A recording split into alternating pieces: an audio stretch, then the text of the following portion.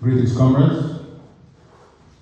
The text is titled "A Tribute to the Old Generation of my Party and to all the comrades like them." Since the appearance of civilization in Göbekli Tepe, it took humanity some 11,000 years to witness the rise of the first generation of communists, among them Marx and Engels. That is, people who combine revolutionary thinking with scientific understanding. Since this emergence, the oppressed in large parts of the world have won the greatest victories in their struggles against exploitation in the history of civilization. This first generation of communists pursued the goal of transmitting communist ideas to the next generation through their writings and political actions, e.g. the national and international organization of the working class through the founding of communist parties and the creation of the Communist International. Building on the achievements of the first generation, the second generation of communists, including Lenin and Stalin, succeeded in consolidating a socialist state in Russia, defeating fascism and raising a socialist camp. Following the basic principle of scientific thinking, the second generation of communists also strove to pass on to the next generation the theoretical tools, including new experiences and new theoretical developments derived from them.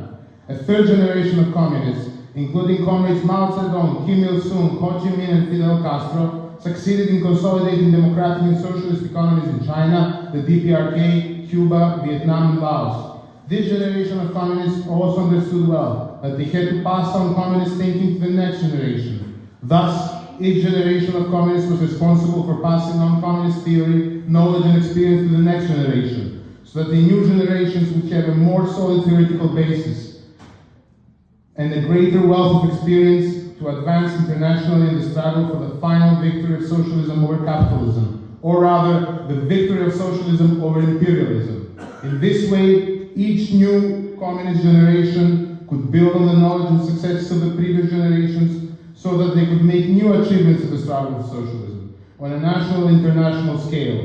There could be make new achievements in the struggles for socialism There seems to be an unbroken and unbreakable chain of transmission of communist ideas, theories and practices from one generation to the next. However, between these decisive processes there was the first break in this chain of transmission, when Khrushchev assumed the political leadership of the USSR, broke the revolutionary communist tradition and oriented the policy of the USSR towards reconciliation with imperialism. At that moment, the communist forces on an international scale were divided between those who adopted the conciliatory and docile positions of Khrushchev and those who continued to postulate the communist, i.e. the revolutionary path. At the 20th Congress of the Communist Party of the Soviet Union, the revisionists opened almost at once a new chain of transmission, anchored not to the historical past of the communists, but in that of the Bernsteins, the Kautskys and the Trotskys, but this time at the head of the first society of free workers and peoples. This fact made it possible that, for the first time in history of communist thought, revisionism succeeded in forming a genuine chain of transmission of its thought. But it was not the most serious event in communist history. The chain of transmission of communist ideas from the present to the next generation continued.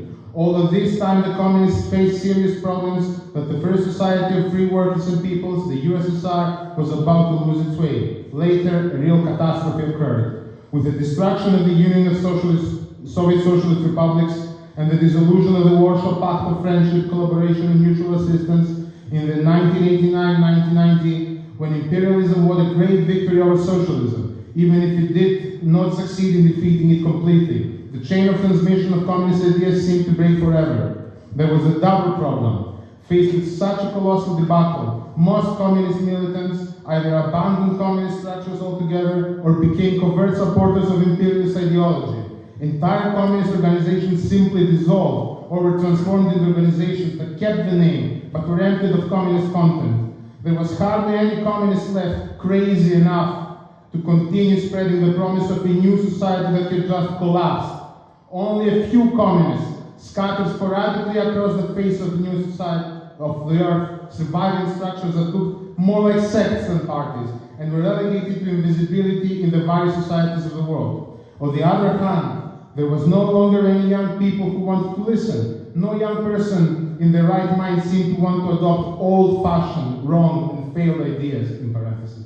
And a new communist generation seemed impossible. What young people would want to adopt the ideas of a communist generation, of a promise of a new society that could just crumble? The new generations of young people with social concerns were absorbed by reactionary ideas, disguised as progressive, and neither endangered the national or international exploitation systems, nor aspired to do so. It seems as if the communist ideas were relegated to the universities and libraries of the world as academic curiosities, like dinosaur bones in museums.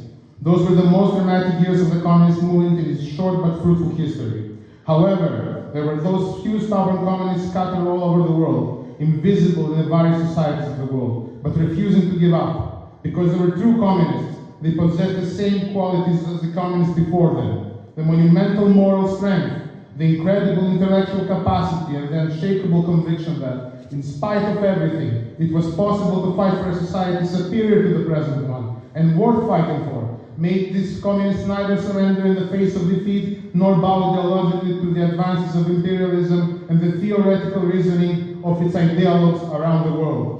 With the knowledge they had inherited from the old communist generations, and always with the will to continue fighting and not give up, these comrades who had survived the great defeat, who had survived dictatorships, repressions, tortures, and imprisonment, who had fought underground, approached the young people and talked to them about socialism, communism, and other strange things.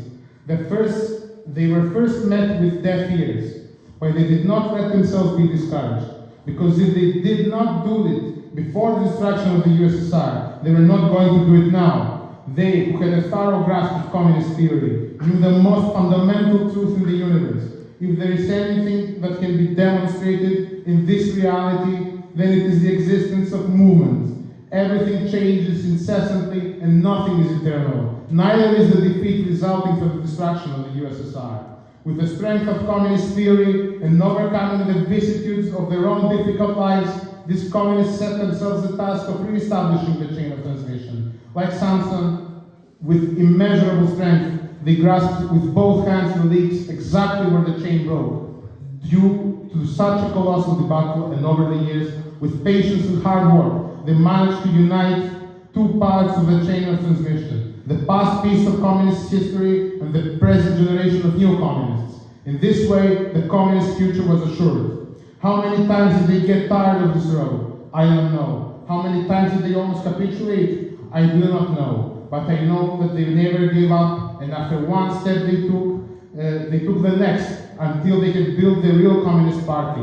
They did not give up in the face of the collapse of the first socialist society, nor in the face of dictatorships, nor in the face of a sea of deaf ears. Today, at this very moment we gathered here, they have the opportunity to see a new world emerging on the horizon, and that China, a country advancing in the construction of socialism, takes in its hands the destiny of all human society while imperialism antagonizes. I thank the historical comrades of my party, Comrades Manolo, Luis, Betty, Roberto, Mauro, and above all, to the spearhead of our organization, our first secretary, Eduardo Artes Brichetti. Perhaps they will never be engraved in stone, because these are not the historical moments in which men and women of that stature are immortalized. But they know, and we know, and we will let the future generations know, that they were the ones who saved the chain of intergenerational transmission of communist thought. Let us be like them, honor and glory to the comrades.